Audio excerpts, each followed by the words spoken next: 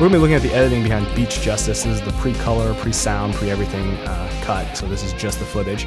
I want to start by saying that you can check out a more detailed write-up about editing on my website, facerocker.com, and then we're going to be providing a download link for all the footage that we shot for this, so you can put it into your own editing program and make your own version of Beach Justice if you so desire. So the links to the footage and the links to the more detailed write-up are down in the description. First shot starts off with a medium of Brandon, which doesn't really establish the space, and then over the shoulder wide where we see Brandon and Rico in the same shot here. I want to start off sort of like with Freeze is sort of a good strong start for it, but we don't really know where everybody is in relation to each other. So the very next shot I want to establish where they are. And rather than say cutting from Brandon to Rico's face here right after he shouts Freeze, I want to stay with Brandon because he's sort of the main character in this shot. So this is what he would be looking at, and we're not going to see Rico's face until Brandon tells him to drop it, and then we see his reaction to that line. And it's like, well, I'm not going to drop it. He's going to spin around and he's going to waste him. Here, you'll notice the spin isn't strictly continuity based. Because if you were to cut it with continuity, he's going to about halfway here, and then he should be about here for the spin. But look what happens here if we did cut exactly to where sort of he is in 3D space, right? It actually feels a little bit too fast. Part of this is because when you cut, your eye has to take a second to sort of reacquire the image and adjust to what it's looking at. And if you cut like this right away, you don't really quite pick up with it until a little bit too late. So it actually doesn't even feel like he's spinning around.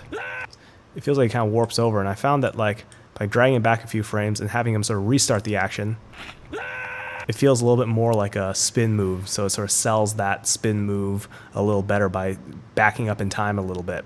So you'll notice this next series of shots, because they're so fast, there's not really that many on Brandon. Most of them are on Rico's sort of facing Rico here. So that's one way of sort of doing a series of fast cuts without sort of losing your audiences, by sort of keeping them all sort of pointed in the same direction generally. We're mostly looking towards Rico, and that way you're not getting too lost in that. This cut here breaks the 180-degree rule because we should be on the right side, sort of looking this way. But as far as the framing of the initial shots, having sort of foliage and stuff here is a lot cooler looking than having empty, boring rooftop. So because we sort of established the space well enough, we know the Brand's falling backwards. Cutting over here shouldn't be too confusing because people already know where people are in relationship to each other. Rico tosses the gun, jumps down.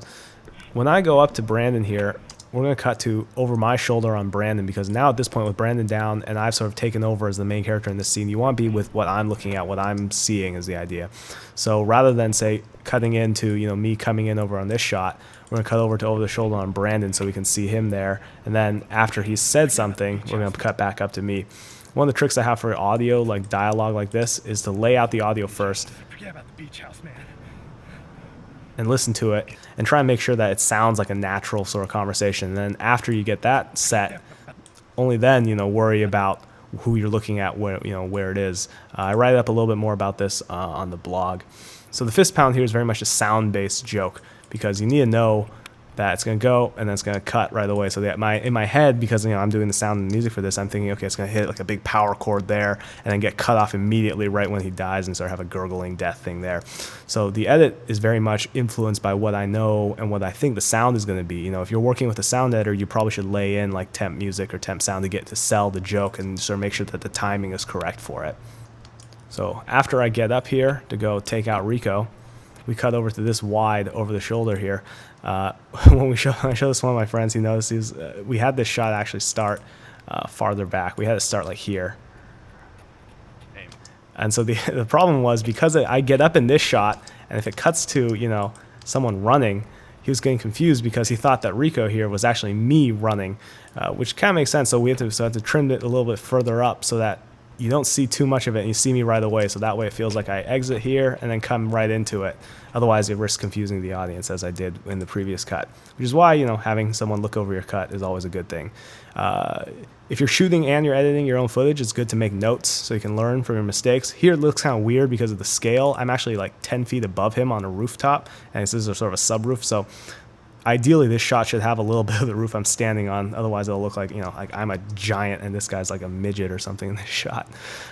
So when I pull out the revolver here, one of the things you should notice is this action happens twice of the revolver. So it actually comes out and then it comes out again. One of the things I've always wondered is like, well, where do you put the sound in this situation? You're repeating the action. You obviously don't show the sound twice.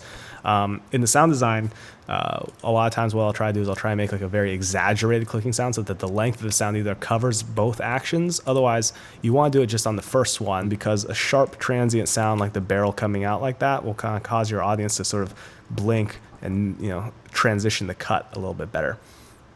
So when I look up here, I'm sort of cutting to my point of view, and unfortunately this is a little bit low. The better point of view shot would be a little bit higher on him. This is about his level, but unfortunately this is the shot that we had, and it was pretty funny the way he reacted to this, so we used it. So right after that we come into this sequence here where the two hands are coming at each other, a little bit like Braveheart or something, when the two armies are coming at each other from left to right.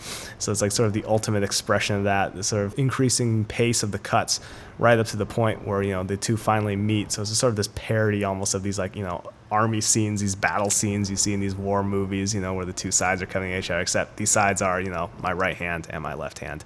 So right here, once again, I'm doubling up the movement on the grip, because you'll notice my fingers are curled. My fourth finger's already curled, third finger's is going in, but here I'm already at the beginning again, because I've noticed when I was sort of looking at this impartially, your focus here is on my face, because generally if you see a face, human beings tend to sort of look at that, and you see the hands kind of start moving, but you don't really pay attention to it.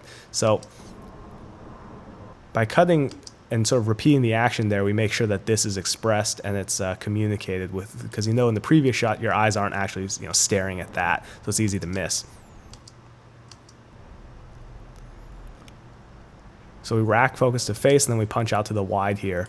And the reason why we did this as opposed to let's say this shot, which might be a natural one to go from rack to the face and then cut over the shoulder to what I was looking at. This one felt a little better because I wanted to see Rico, because he's about, as far as the audience knows, he's about to get shot here. So you want to see him sort of reacting to it and see his face here, in this moment right before his death. Of course, I don't actually manage to make this shot, but the idea there is to see him, the person who's getting shot, in the face of it, because this doesn't really tell you as much about how harried he is and how desperate he is in this situation.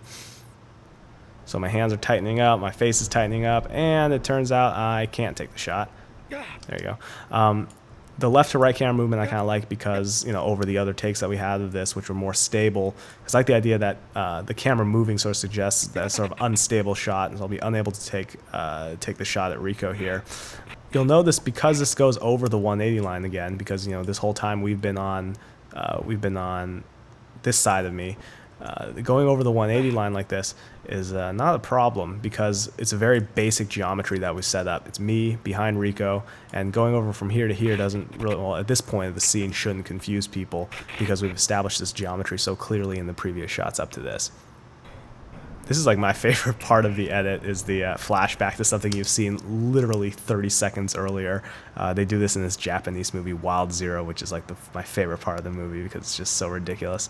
Unfortunately, I don't think anyone else thought that was funny as I did.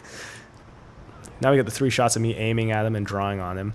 The very last shot of that feels a little bit long, but I know that in the sound design I'm going to put like a red-tailed hawk cry over it, and it's necessary to have this beat here, because what's coming up is going to be a series of shots of me aiming and then Rico running away, and the cuts are going to increase in speed the closer I get to the actual shot. So this is sort of functions as like a comma or a sort of breath right before this last sort of bit of increased action before I finally do take the shot. So it's your last chance as nice to take a breath before we launch right into this, where it's now coming back over to me. We see him running. We're starting out wide with these shots, and then we get closer and closer each time, to sort of suggest as each time we get in closer, the shot is coming more and more imminently. And then right before I do take the shot, the last shot before is sort of a joke, sort of remind the audience that this is ridiculous. He is incredibly far away. I've taken so much time with this, and you sort of lose the distance here between him and me. So it's important, I think, to sort of show right before this happens exactly how ridiculous this shot's going to be. So when I do finally take the shot, you'll notice that there's a jump cut right here. This sort of breaks a lot of editing rules, but I know that I want it to be a very jarring shot. Right before this, sound-wise, it's going to be silent, so the shot sort of comes out from the silence. It's going to be more impactful because of that. And then this shot here, I know VFX-wise, there's going to be a big flare here, which is going to help disguise this jump cut. But by jump cutting with the VFX covering it, it feels like a more punctuated shot when it does finally happen.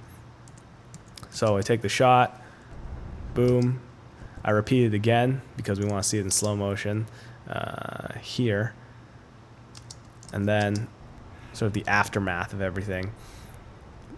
Pace is slowed down. I'm taking my time. We cut out to the wide here to show my gun drop and also sort of like sum up everything that's happened in this. I've just taken the shot. My partner's dead. My gun's on the ground. My reaction to this now, close up, cut in right there. And then finally a wide again to play out the ridiculousn's of the physical comedy of my pose.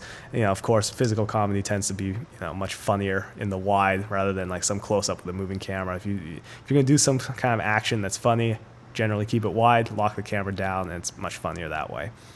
So hopefully you've learned something from watching me go through some of the edits for Beach Justice. Once again, check the description for a link to the footage where you can download it and cut your own version of Beach Justice, and a link to my blog where we talk a little bit more about some editing techniques and some things that are a little better written than, narrated to you by my sultry, sultry voice. Anyway, until next time, thanks again, everybody.